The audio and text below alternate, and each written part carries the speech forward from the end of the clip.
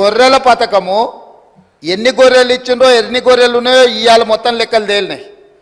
గొర్రెల మీద ఏసీ బోళ్ళు ఊరికి అట్లా మీద ఇట్లా తడిమి చూస్తే ఆల్రెడీ 700 కోట్లు గొర్రెల పేరు మీద దిగమింగినరని చెప్పి ఈరోజు రిపోర్ట్స్ వచ్చినాయి. కేసీఆర్ కిట్టులో ఏం అవినీతి జరిగిందో వారు కోరుకుంటే విచారణకి ఇద్దాం, దాని మీద కూడా పోదాం.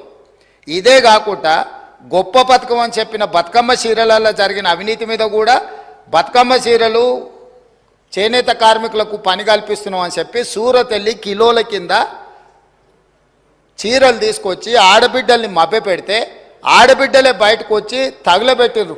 అవి ఏడగడుతురు వ్యవసాయ పొలాలలో పిట్టలను బెదిరించడానికి బతుకమ్మ చీరలు కడుతున్నారు. ఆడబిడ్డలు ఎవరు కట్టుకోలే అధ్యక్ష. అంటే బతుకమ్మ ఒక సెంటిమెంట్ తెలంగాణ ఆడబిడ్డలకు, ఆ సెంటిమెంట్ను కూడా దోపిడీకే ఉపయోగించుకున్నారు. గొర్రెలు మా యాదవ్ సోదరులు అమాయకులు, మంచోళ్ళు, నమ్మితే ప్రాణం ఇచ్చేటోళ్ళు. మా కుర్మ యాదవ్ సోదరులను అడ్డం పెట్టుకొని వందలాది కోట్ల రూపాయలు కొల్లగొట్టి మింగుతే ఇవాళ వాళ్ళ పంపకాలలో పంచాయతీలు వస్తే పోలీస్ స్టేషన్లో వాళ్ళే ఫిర్యాదు చేసుకుంటే ఆ కేసు ఏసీబీ విచారణకు తీసుకుంటే ఇవాళ ఇప్పటికే మీదనే 700 కోట్ల రూపాయలు వచ్చినాయన్నారు. ఇప్పుడు ఈడోళ్ళు వచ్చి కూర్చున్నారు. అదేవిధంగా మొన్నటి వరకు పదే మమ్మల్ని సవాల్ విసిరిండ్రు. ఏమని? అసలు కాళేశ్వరం మీద మేము పెట్టిందే 80,000 కోట్లు, కాళేశ్వరం ప్రాజెక్టే 80,000 కోట్లు అయితే 1,00,000 కోట్ల రూపాయల అవినీతి ఎట్లా జరిగింది? రాహుల్ గాంధీ గారు లీడర్ కాదు రీడరు అని ఇట్లాంటి మాటలు వీళ్ళే మాట్లాడారు. ఇప్పుడేమంటుండు?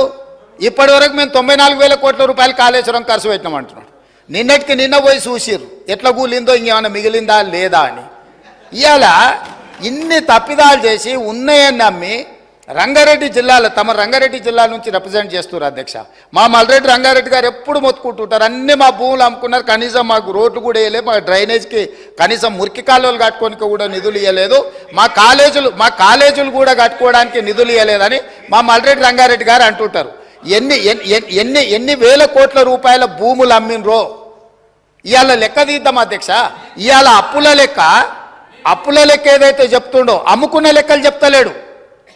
ఇవాళ మేము ఇది కట్టినాం, మేము అది కట్టినాం, ఈ కట్టడాలు చెప్తున్నాం, అమ్ముకున్న లెక్కలు కూడా తెలవాలి కదా అధ్యక్ష.